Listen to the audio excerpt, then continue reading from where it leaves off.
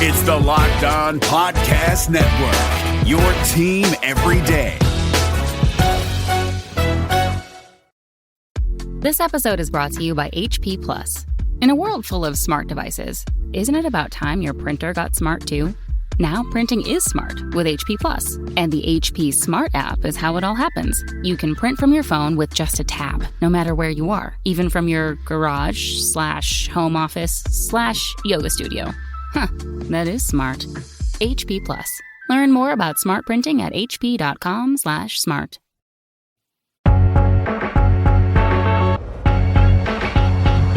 Welcome back to Locked On Spurs, right here on the Locked On NBA Network. I'm your host, Jeff Garcia, Spurs writer for KENS5 in San Antonio. Glad to have you back.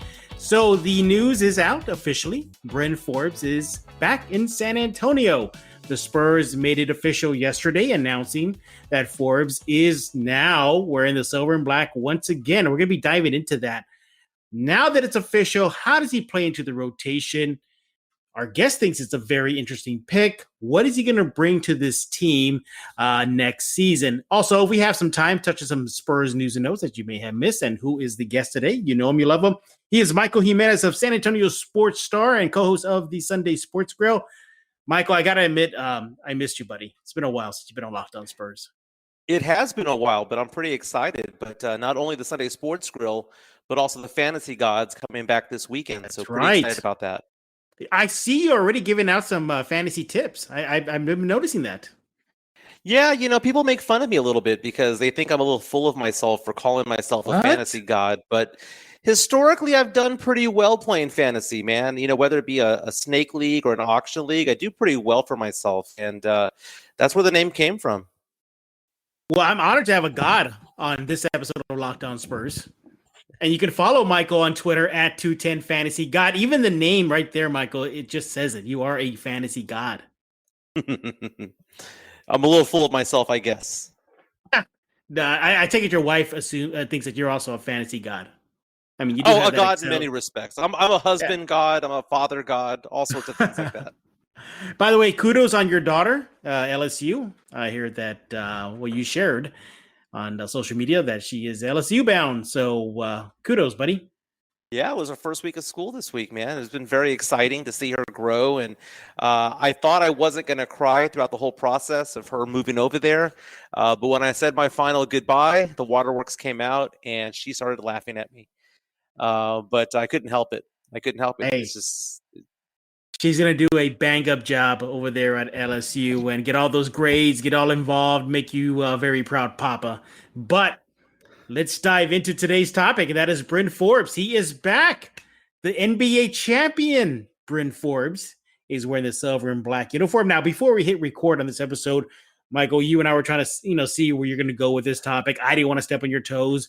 But one thing you said to me, and I thought, you know what, that's great. Let's have Michael start it off. You said it was a very interesting signing for San Antonio. Why is it interesting?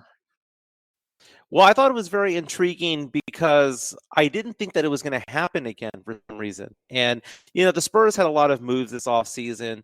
You know, McDermott, surprising everybody with the Joshua Primo pick, all sorts of things like that. But when I look at the Bryn Forbes signing, I was very intrigued by it because I think it was a very logical thing to do. And it's crazy because many Spurs fans did not want him on the team a couple of years ago and are now warming up to the fact of him coming back.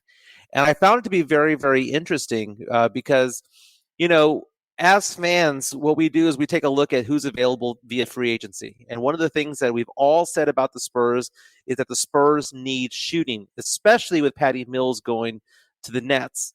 So I kept on looking at that list of available free agents that were not only available, but also gettable. And I kept on looking at that name and circling it going, Bryn Forbes. It's Bryn Forbes. And when that announcement was made, I was both shocked and not surprised at the same time, if that makes any sense. But I'm kind of warming up to the fact that I'm glad that he's back in the silver and black, but it was very intriguing. You know, we get why X's and O's why he is back, 3-point shooting. That is what he is here for. The Spurs were I mean, pretty bad from the 3-point line last season, Michael. I mean, it was just, it was ugly. So he's bringing to bolster that. But you mentioned a name right now, Patty Mills. He's gone. Yeah. So you're looking at this roster saying, okay, so where's that Spurs culture going to come from? Patty Mills was it. Is it now Bryn Forbes? In many ways, it can be. You know, he played with the Spurs for 4 seasons. He kind of, he was undrafted, got developed, earned his way onto the team, earned his way not only onto the roster, but he started so many games. I mean, the 18-19 season, he started 81 of 82 games. The 19-20 season, he started almost every game he played as well. So he does have that corporate knowledge of the Spurs, and it goes back. So he's going to be somebody that I think is going to be an assistant coach on the team, if you will, while playing, a player coach type of thing, because he can help translate the popisms to a lot of the younger players. And I know the Spurs have players on the roster who've been there for a while, like a DeJounte Murray or a Derek White. But I think Bryn Forbes brings that extra thing where he has not only been part of Pop's system, but he's also been part of a championship run. Now, I'm not saying that he was making, he was playing a lot of minutes during the finals, but the fact of the matter is that he helped that team get there. That Miami series. He helped them get there in the first round. He did very, very well. And so he is a different person, I would assume, now than the day that he left. And it's fun to watch. It's fun to see. Yeah, it's almost like if he went on sabbatical. He went out to get, a little more seasoned, and what better way to get seasoned than going through a championship march the way he and the Bucks did. Now, look, he has that Spurs culture. He's going to be what I would say, the veteran now. I mean, technically he is an NBA vet now. And he's been there, done that. His grind to where he is now is incredible. Undrafted, as you mentioned, was found in the summer league. Came in to San Antonio as a rookie. Remember that year he was forced to play point guard because of the DeJounte Murray injury. Made his way through the Spurs developmental process. Why do I look at that, Michael, and say, you know what? That's a good example for this young Spurs squad. Exactly. That's exactly it right there, because he shows to those not only on the Spurs roster towards the end of the bench, but also those in the Austin Spurs system or who are being sent down there, that it is possible to live out your dream. It is possible to win a title. It is possible to make NBA money and play significant minutes on an NBA team. I think it's. I go back in time and I look at it. He played for 2 different universities in college. And was undrafted, latched on to the Spurs in the summer league, as you said. And when he comes back and says, oh, well, San Antonio is my second home, I believe it. I believe it. It's just seeing the interviews that he's been doing, hearing what he has to say, and then going back and going, wait a minute, the Spurs are the team that gave him the chance. And he went with it and he ran with it. And so, yeah, this is a second home to him. And I just hope that the Spurs utilize him in a way that is appropriate. My issue with him, and you mentioned DeJounte Murray's injury, and that was one of the reasons why he played so many minutes back in the day. But I don't want to see him doing that 28 minutes a game, 25 minutes a game that he did the last 2 seasons he played with the Spurs. I think an ideal spot for him would be to take over the Patty Mills type of role, where he's coming in somewhere between 16 and 20 minutes a game and just see, can he light it up? Can he light it up? Is he feeling it tonight? And if he's not, park him back on the bench. But when he's on, he is on. And I mean, you take a look at his stats this past season, 45% from 3. You kidding me? Yeah. It wasn't a small sample size. He had a career best from 3-point line. And it's what the Spurs need. Now, defensively, he is a liability. But then again, so was Patty Mills. Patty Mills, I hate to say that for a lot of Patty Mills fans. I'm a big Patty Mills fan myself. But the fact of the matter is that when he was in the game, if he was feeling it, cooking it, you wanted him in the game a lot longer. But when he wasn't, it was time to get him off because defensively he was a liability. And is the shooting going to be a pro that outweighs the con? That's what we got to figure out with these types of players. But man, Bringing Forbes back with the corporate knowledge that he has from the past and the knowledge that he brings from the Bucks, it was the right move. It was the absolute right move. Doctor created, doctor recommended. Works up to 7 days per use. I'm talking about Sweat Block. Dry shirt guaranteed. If Sweat Block doesn't keep you dry, you get your money back. Featured and tested on the Rachel Ray Show by firefighters, and it's a bestseller at Amazon for the past 10 years. Over 13,000 reviews. Manufactured in the US of A. Again, sweatblock.com. Where would you want to wear? It's your little secret to confidence. Look, if you have excessive sweating, this is a must-have for everyone's toiletry bag, whether it's a big presentation, a hot date, everybody can benefit. Look, there are a few things that are a little uncomfortable to talk about. One of them is excessive sweating. That's why you have Sweat Block on your side. If you or someone you love is dealing with this, you have to check out Sweat Block. Get it today for 20% off at sweatblock.com with the promo code LOCKEDON at Amazon or at CVS. And look, I've been using it the past couple of days. It's working great. It really keeps me dry. It's something that everybody should get. Once again, 20% off at sweatblock.com. Promo code is LOCKEDON.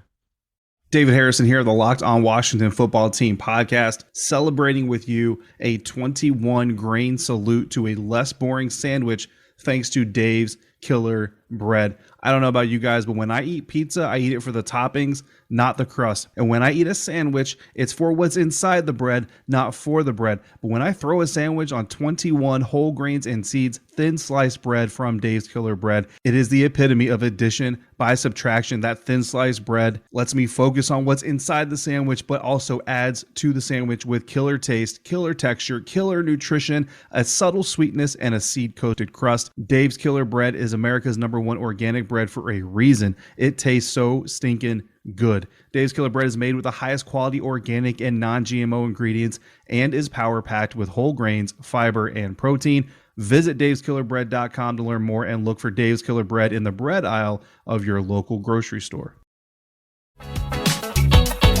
I'm glad you brought up that 3-point percentage from last season, 45%. That ranked 4th in the NBA. Now, it helps when you have a guy named Giannis Antetokounmpo on your teammate. That definitely creates some space for you to look some clean shots at that rim. But he's going to have something similar in San Antonio. A lot of slashers. Lonnie Walker, DeJounte Murray, Keldon Johnson. You think that is going to be a big key for Forbes seeing that rim wide open for him? Well, I look at it the other way. His presence on the court might actually be something that's more beneficial for a Keldon Johnson, for a Lonnie Walker, to open up the lanes for them. So, yeah, I can see how it can be that relationship where Forbes can feed off the slashers. I get that. But I think a lot of what Forbes is bringing to the team might not even show up on the box score. It might just be something where Keldon is not going to be double teamed down low. It might be something because Keldon might be undersized in many matchups this season. And you got to give him more room to operate. And by having that shooter there, someone who can shoot 45% from three, and then let's say that you have McDermott on the other side, and you've got two snipers on both sides, it's going to open things up offensively for a lot of the young guys. And it might open it up for like a Lonnie Walker to be able to take it to the hole.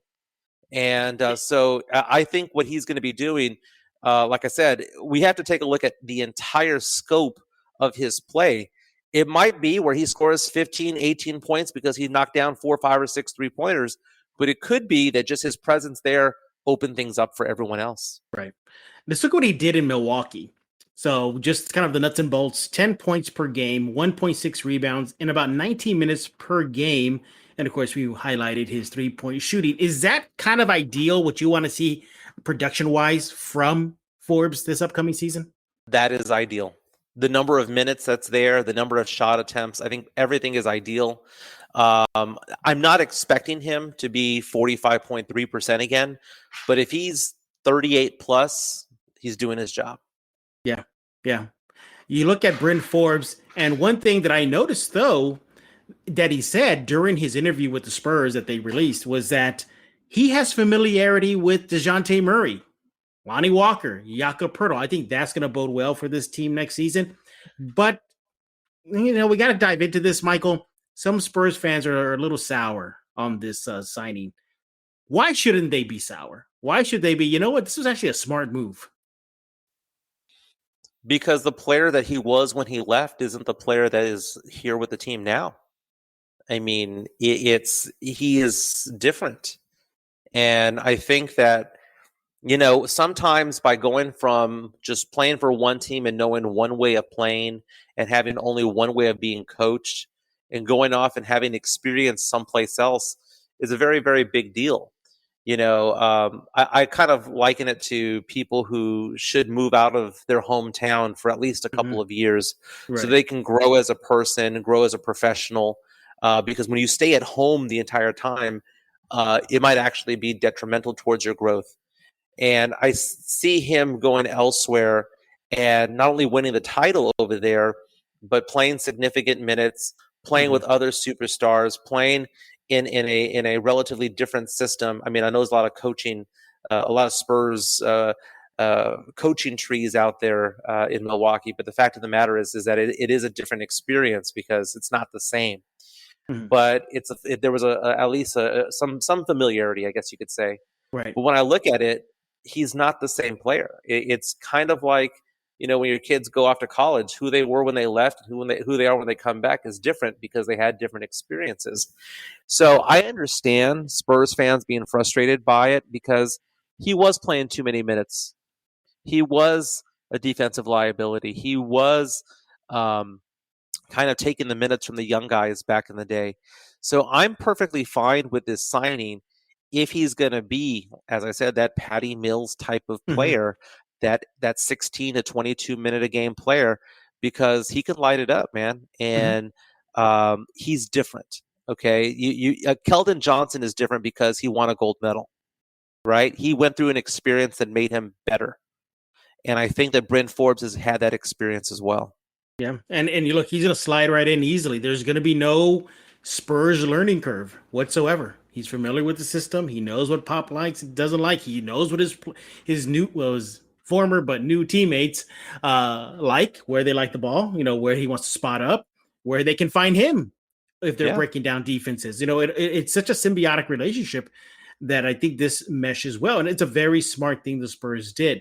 Here's a guy who's familiar with the system. He's a knockdown three-point shooter, can open the lanes for this young Spurs team. And he brings in some championship pedigree. And I'm pretty sure when he does get his Bucks title ring, he's going to show it off to the young guys, and hopefully he'll give them some motivation to get over that hump and push the Spurs team back to being at the top of the heap in the NBA. We are talking with Michael Jimenez. He is co-host of the Sunday Sports Girl and the Fantasy Gods. You can listen to that on San Antonio's SA Sports Star soon. When is Fantasy Gods coming back? Is that back already, or it's coming back? It's coming back this Sunday, so we're going to unveil it. Okay. Yeah, so we're going to be going from 11 to 12 this Sunday, and then after that, we'll do a Sunday Sports Grill type of show. So it'll be fantasy the first hour, and then just basically sports talk radio thereafter. How many leagues are you in? I counted 5. Ooh, can you manage 5? I had a turn. I'm not managing all of them. Okay. I'm not managing all of them. So basically, I am managing the station. So it's interesting to be in. It's the first time I've ever been in one with like Rob Thompson and Jason Minix and Rudy J and Jason and James Pledger, all of those guys. I haven't had that experience yet, but I'm running that one. So it's going to be kind of like we're all talking trash to each other. We haven't had the draft yet. I'm going to run a listener league as well. So for those of you who are interested, can you beat the fantasy god? So we'll have those drafts going to be coming up, not this Saturday, but the following Saturday. So everyone follow me on Twitter, DM me if you want in. And then I've got the one I've been in for 20 years, and I have a couple of others with some friends. So yeah, 5. I'm probably going to draft every player in the league when it's all said and done. We have 5 teams. If you want to get in with Michael, follow him on Twitter at 210 Fantasy Guy. Just a little bit more about Bryn Forbes before we go into some Spurs news and notes. Looking at that video that the Spurs shared with him, it looks like he bulked up a bit. He has a little bit more size now, which I like. And I also think that if you're looking at the Spurs and Bryn Forbes, the three-point shooting we touched on, but it almost feels like the city is welcoming back their son, welcoming back one of their own. And in a city where family is first, I mean, the Spurs pushed that a lot. It's good to see that they brought back a familiar face and he'll be in the community. And speaking of the community, he was even at a sneaker convention recently this weekend with Keldon Johnson, taking pictures with fans, picking up some new gear to wear. And Spurs fans in the video, we can see at Kens5.com/Spurs, they're welcoming him back. They're saying, "Hey, welcome back. Congratulations, Bryn, on winning the title. Good to have you back, Bryn." I like that. I like that community feel. Final thoughts on Bryn Forbes as we transition to some Spurs and some Spurs news and notes, Michael. My final thoughts is that someone's got to need to shoot the ball. There's no DeMar DeRozan anymore. There's no Rudy Gay. That is 20 to 25 shots a game that someone's got to take. And, Bryn Forbes, having somebody who can light it up, who shot 45% from three last year, that's not a bad option. So I think Spurs fans should be happy that he's back. And you mentioned him bulking up. He was already bulking up before he left the Spurs. Yes, good point. I believe he was doing boxing and stuff like that. Mm-hmm. So he's a beefier 6'2" kind of guy. And it's going to be interesting if they're going to play him more on the 2 or the 1. I hope it's more of the 1 because I'd like to see Trey Jones play a little bit more of that backup role. Celebrate the freedom of choice with Built Bar. Did you know that Built Bar has so many delicious flavors? There's something for everyone, whether it be coconut, orange, strawberry, cookies and cream, German chocolate. There's literally so many flavors you can choose from. And if you cannot pick your favorite flavors, well, Built Box has for you the mix box, where you'll get 2 of each of the 9 flavors. Look, not only Built Bar flavors are some of the best tasting around, they are healthy too. 17 to 18 grams of protein, calories ranging from 130 to 180, only 4 to 5 grams of sugar, and only 4 to 5 grams of net carbs. Amazing flavors, all tasty, all healthy. Order today. Get yourself the grasshopper cookie or raspberry or whatever you like. Built Bar is the official protein bar of the U.S. track and field team. Go to Built.com. Get yourself 15% off your order. And that's 15% off at Built.com. It's that time of year again when all eyes are returning to football as teams are back on the gridiron to start the football season. As always, BetOnline is your number one spot for all the pro and college football action this season. Get all the updated odds, props, and contests, including online's biggest $500,000 NFL mega contest and the world's largest $200,000 NFL Survivor contest open now at BetOnline. Head to the website right now, betonline.ag, or use your mobile device to sign up today and get yourself a 100% welcome bonus. Be sure to take advantage of their opening day super promo. Make a bet on the Thursday, September 9th season opener between the Super Bowl champs Buccaneers and Cowboys.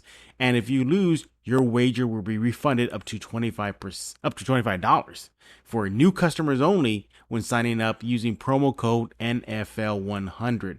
Once again, you can get your wager if you lose up to $25 for new customers, promo code NFL100. BetOnline is the fastest and easiest way to bet on all your sports action right now. From football, basketball, boxing, right to your favorite Vegas casino games, don't wait and take advantage of the great offers available for the 2021 season. BetOnline, your online sportsbook experts. Use promo code LOCKEDON. I know I said final thoughts, but it's something that just clicked in my head. I gotta ask you before we transition. Is he part of that crunch time unit if the Spurs are in a fight with a team? It's the Spurs are down by 5 points. There's about 5 minutes left on the game clock. Is Bryn Forbes going to be part of that closing unit? Down 2 or 3 points, most definitely. Up 2 or 3 points, probably not. Interesting. You don't think he'd be kind of a steadying force for the team on that court? No, it's just more of the whole defensive side of the ball. He kind of gets taken off the dribble pretty easily at times. Mm-hmm. So if the Spurs are trying to protect a lead, he's not going to be that guy for you. But if the Spurs are trying to catch up, he's going to be one of those players helping you get there.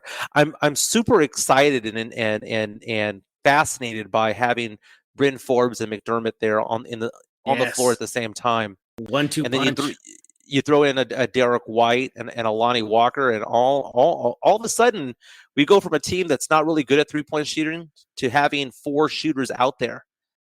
So I'm cautiously optimistic about this team this year because I know that every rag out there, every news rag, every news station is basically saying the Spurs are going to be one of the 2 or 3 worst teams in the league, and that's very possible. I mean, because the West is so stacked. Exactly. But what wins in this league is 3-point shooting. And the Spurs suddenly have 3-point shooters. So let's see what's going on. And you know what? If things aren't working by the rodeo road trip, then let's just tank away at that point. But let's give this team a chance. And the Spurs have shooters. And that's not only those guys, Devin Vassell can knock down some threes. Yep. So the Spurs younger, the Spurs finally got some shooters. So it's going to be fun to watch. I feel like a broken record right now. Okay, one more thing before we get away from this. Do you think his return impacts Trey Jones? Unfortunately, yes, but I don't know if Trey Jones is ready yet. He had a great Las Vegas run. I know he didn't make one of the top two all Las Vegas teams out there. Yeah, but man, he did a fantastic job out there, and he basically showed that he belongs, on the varsity team, not in Austin. He belongs on the Spurs bench. And but Bryn Forbes, he is capable of running the 1 and the 2. At his height, it's one of those things where it kind of forces him sometimes to play 1 because you can be outsized dramatically at the 2 spot. But it is going to impact it. It's sad to say, but then you never know because the Spurs typically have injuries throughout the years. Derek White has had a lot of injuries the past couple of seasons. COVID may come back I think again. it's good. Exactly. So it's good to have some handles out there. And the Spurs, it's interesting because you take a look at the Spurs roster. They have certain strengths out there that they haven't had in a long, long time beyond the 3-point shooting. Just who can bring the ball up the court. That just something as basic as that. And, no DeMar DeRozan, no Patty Mills, no Rudy Gay. Someone's got to shoot the ball. And I think that you're going to see the Spurs throw a lot more 3-point attempts out at the rim compared to seasons past because that's what McDermott does. That's what Bryn Forbes does. That's what Vassell does.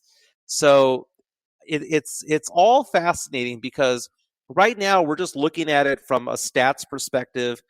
And if you were to look at it from like an analytics perspective, the Spurs did a really good job this offseason analytically, but you don't play analytics, right? You had to play it on the court.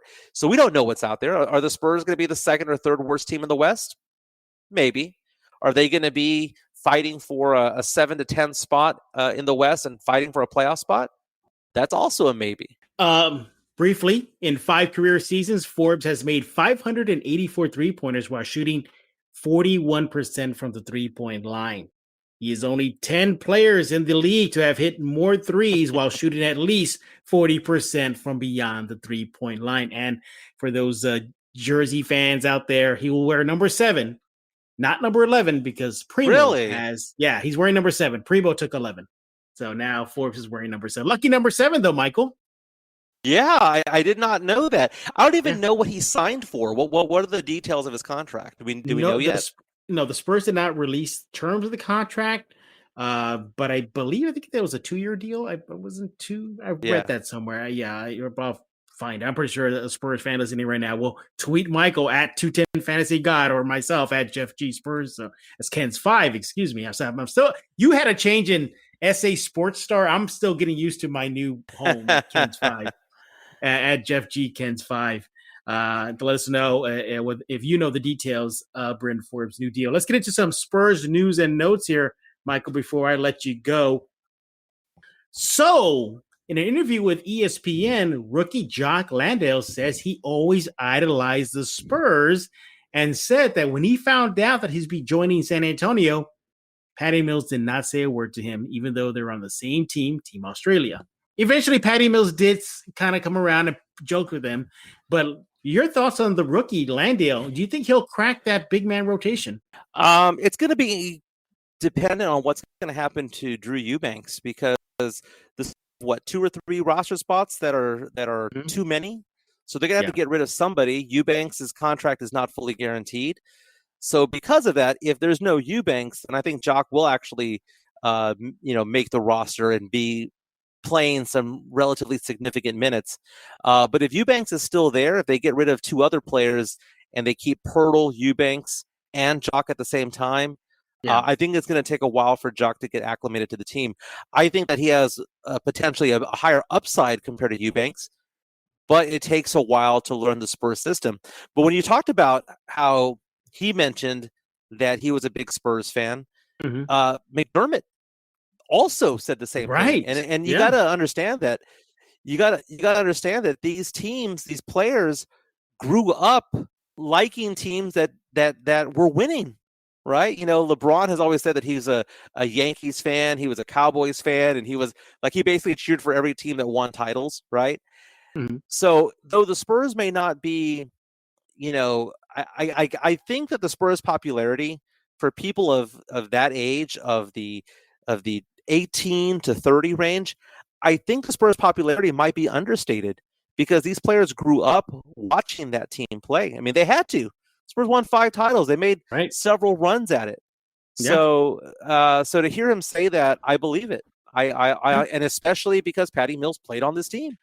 Absolutely. Yeah. I mean, Spurs and Patty, are synonymous back in Australia. Now it's going to be Brooklyn, but, for 10 seasons, it was Spurs and Patty. And so, yeah, I mean, you can't, you kind of get where Landale's coming from. That's all he grew up with, seeing Patty in the Spurs uniform, winning a title in 2014. It makes sense. Mm-hmm. I think the wild card, though, in a good way for Landale, as far as cracking the rotation, is the fact that he can hit the outside shot. Pirtle can't, Eubanks can't. Although Eubanks is working on it in the offseason.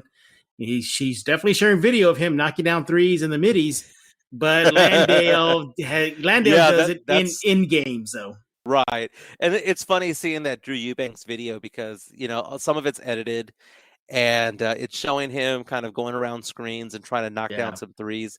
The stroke looks okay. His I don't know, his posture, his feet look a little bit strange because it's like his knees go off to the side a little bit. But it's one of those things where you have to evolve, and he's fighting for a spot yet again. And I know that we were getting those cryptic tweets and whatnot from Eubanks over the off season. But at least he's trying, man. At least he's trying to develop his game, because a lot of players don't do that. They try to go with what's worked along the way, but at least he's trying to expand his game. And I'm not looking for him to be somebody who's going to be shooting, 3 or 4 threes a game. It'd be nice if he had one attempt a game because he was forced to with the shot clock going down, and he'd have the confidence to try to knock it down. That would be cool. Another Spurs big that is showing that he has a 3-point shooting touch is Luka Samanic. He's been sharing quite the amount of videos of him in the gym. We'll see if that helps with him cracking the rotation. But I think, Michael, that is for another Locked On Spurs and his Luka Samanic.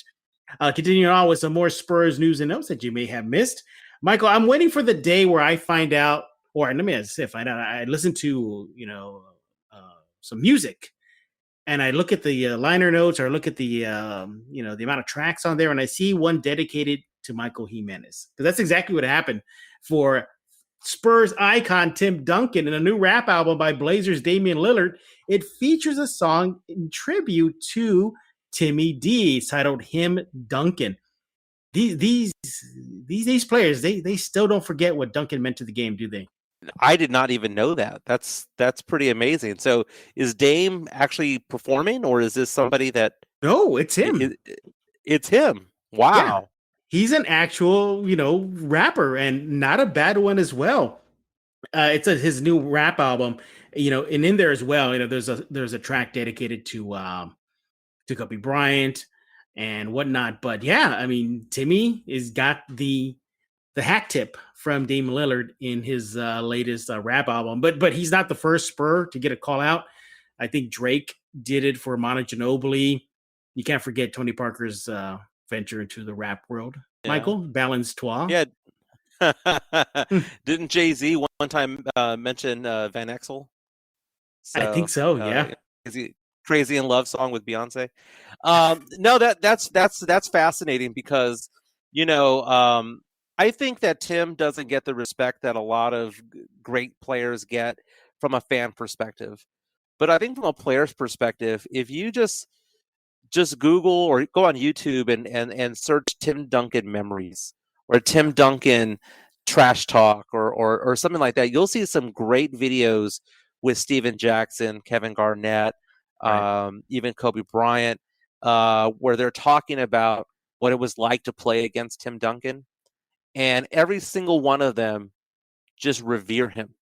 Mm-hmm. And so he may not get that ultimate respect from, fans in other parts of the country, but from a player's perspective, I think he's beloved. And I think I think he's somebody that is with the utmost respect, because, we go in these conversations about who's the GOAT. Is it Jordan? Is it LeBron? Is it whomever? Personal opinion, I think it's Kareem Abdul-Jabbar, but that's a different story for a different day. But you take a look at it, Tim Duncan to me is in the top 5. And I put Tim Duncan over a Kobe Bryant. I put Tim Duncan over a lot of people because, we talk about these eras, these dynasties that were out there. The Spurs may not have had a dynasty because, I guess a lot of people say that it has to be a back-to-back type of championship seasons to be considered a dynasty. Spurs may not have had a dynasty, but the Spurs definitely had an era. And that was a 2-decade-long era. And Tim Duncan is just somebody who is just if NBA GMs could create like a Kelly LeBrock version of weird science of a basketball player for a big, it would be Tim Duncan. Absolutely. Tim Duncan would walk out of that closet. He is the ideal big man, not only for today's game, but for yesterday's game as well. And it's so amazing to go back and look at those highlights and relive those glory days. It's so amazing that Spurs fans got to watch him day in and day out for basically 2 decades. And so to see Dame Lillard go out there and rap about him or mention him, I think it just speaks to the respect that he gets from players that are still in the league. Michael, I shared with you the link there. You can check it out yourself. Yeah. Right here on this thing. You can check it out, click on it, see exactly what Lillard had to say. And finally, in other Spurs news and notes, Michael, I need you to pretend like you're shocked right now. I need you to pretend like, oh my God, no way, ESPN would do this. Well, ESPN released their preseason power rankings or / off-season power rankings. And San Antonio came in at number 23. They've got them as a 23rd best team in the league. Agree or disagree, Michael?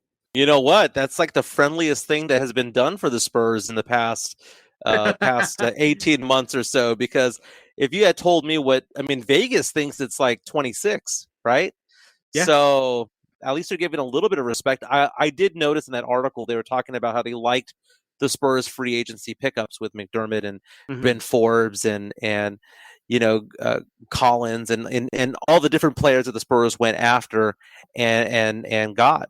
I think that the Spurs are right now better situated for today's game compared to last season. It's kind of weird because, we're getting rid of a DeMar DeRozan who's a really good player. And, sometimes it's addition by subtraction. Do I think the Spurs got disrespected? No, I think that that's a really good jumping off point, because that shows that the Spurs did make some moves, and it shows that they are kind of the halfway point between being a top 3 lottery team or a potential playoff team.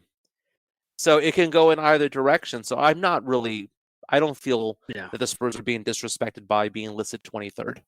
Yeah, you can't blame ESPN for ranking them low. You mentioned DeMar DeRozan. He exited. That's your closer. That's your primary facilitator. That was your primary scorer. Gone. You mentioned stabilizing forces. Rudy Gay, Patty Mills. They're gone. And these are a lot of unproven guys. We're going to see exactly what they're going to be made of very, very fast, because the schedule was not very kind to San Antonio to start the new season. But we're going to see what this team is made of very fast, aren't we, Michael? We are. And like I said, the sad thing about it all is that because there's so many new pieces, that it might take a while for the Spurs to gel. And it might be mid-December, early part of January before we finally see what this team is actually made of. I know in past seasons, the Spurs, this past season, the Spurs start off hot and we start thinking to ourselves, well, they have a chance to do this, that, and the other. You have to have a larger sample size, and that sample size is probably 25 to about 25 games or so. And when you look at games 21 through 25, you'll know what the Spurs are made of because you'll see the trajectory that they're going in. So we have to, not be so disappointed if the Spurs start off losing. At the same time, we cannot be so overly confident if the Spurs start winning early on. It's going to be a process, and it's just what are the Spurs looking like entering the rodeo road trip? That's what I'm more focused on, and a lot of it's going to be: can the Spurs stay healthy?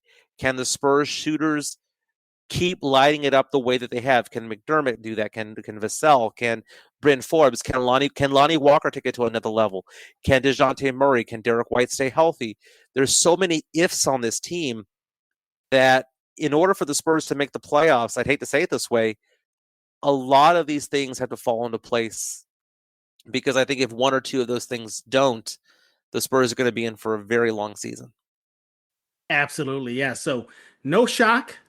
And I think the majority of Spurs fans were not shocked when the rankings were released, and you get it. You get why they're so low. But yeah, you brought up a good point. I didn't think about that. Yeah, 23, a lot better than some other soothsayers in the sports world are saying about the upcoming season. So yeah, hopefully the Spurs will turn things around. By the way, did you you take the over or the under on the Vegas? Was it 28.5? Yeah, did you? I know we talked about this before, but have you thought about it yet? Do you think it's still a sucker bet? It's a painful bet because the Spurs, as we've said before, 3 times in their history have gone under 28.5, and twice it was because they were tanking. And I'm talking about the Spurs tanking if they're not getting their act in order by the rodeo road trip. The Spurs would really need to be in tank mode and not get 28.5 wins. Wow, that's so devastating. I remember when the Spurs got David Robinson, they were 26-56. Yeah. And that season was horrific. Yeah. And to say that a Spurs team right now is going to be that bad with this roster, with this young core, finally being able to do what they can do, and not having a DeRozan or a Gay or a Mills eating up all the minutes and all the shots, I have a hard time believing the Spurs aren't going to hit 28. I don't think they're going to go beyond 34. I think right now, as things are, unless leaps are made by certain players, I think that 34 is kind of where they're at.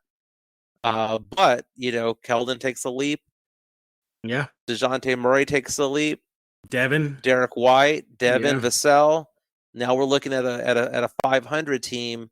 And, once you're in the tournament, you're in the tournament. Exactly. Although there's still a part of me thinks like, do you really have to make the play-in tournament, Spurs? You don't have to next season. Top 10 pick, crossing fingers. But yeah. I don't know, unless you have something different. I hope they get into the top 10 next season. Yeah, I wouldn't be against it. You know, and how we've been talking about this upcoming season. One name that was never brought up was Joshua Primo. We talked about him early on, about how he was the surprise draft pick, but obviously none of us are expecting him to be part of any part of the rebuild this season. Yeah. He is Michael Jimenez. Follow him on Twitter at 210FantasyGod. He's also the co-host of the Sunday Sports Grill on San Antonio Sports Star. So you can listen to Sundays, 11 a.m. to 1 p.m. And he's the co-host of the Fantasy Gods. That is back, baby. Michael, tell everybody why they should be tuning in. Brandon Medina and I are the 2 fantasy gods from last season. We're coming back, and Quinn Hudson's coming for the ride as well. But Brandon and I, man, we gave out such great advice last fantasy season. When it came to daily fantasy, to betting spreads and things like that, we had an accuracy there that was super high. We were like over 70% on spreads. We were some of the teams that we told people to draft when it came to the daily fantasy finished in the top 1 percentile. We were on fire last season. It's fun. It's interactive. People can call in, can reach out to us on the SA Sports Stars YouTube page or Facebook page and ask us our fantasy questions. We tell you who you should be sitting, who you should be starting, some flyers. If you have a player that gets injured, it's so much fun, and it's such a fast show. It's an hour long, but man, it feels like it was only a 5-minute long show because we have so many people calling in. So we're super excited. It comes back this week, and we'll give some advice when it comes to the drafts if you haven't had them yet. That is another reason why you should follow Michael on Twitter at 210FantasyGuide. And subscribe to Locked On Spurs wherever you get your favorite podcast. Google Play, Stitcher, Odyssey app. Tell your smart speaker to play Locked On Spurs. It is that easily accessible to you. And you might as well. Michael's on this episode. He's on other episodes. Mm-hmm. Catch up on all the other episodes he's been on right here on Locked On Spurs. Michael, I hope we get back to you in that regular rotation here on Locked On Spurs. Oh, I missed it. This has been fun. I always enjoy it. Yeah, all right. So, for Michael, the Fantasy God Jimenez, I am Jeff Garcia. We're going to put a lock on this episode of Locked On Spurs.